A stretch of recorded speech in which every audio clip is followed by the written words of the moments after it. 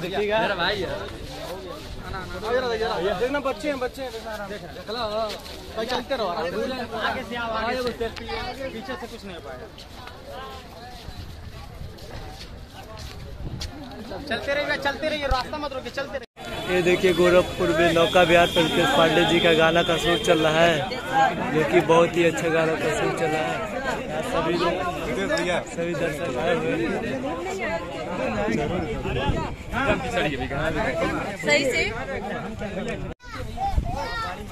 ये देखिए नौका विहार पर रितेश पांडे जी।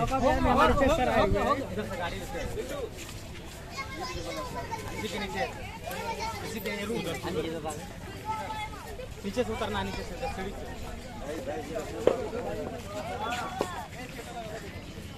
सर इसमें शो भी चलता है, ये पूरे गोरखपुर की कहानी बताई जाती है। वाटर शो चलता है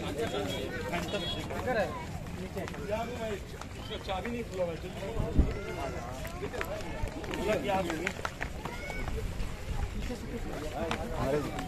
सर, आप अंदर में आराम से डाल भैया,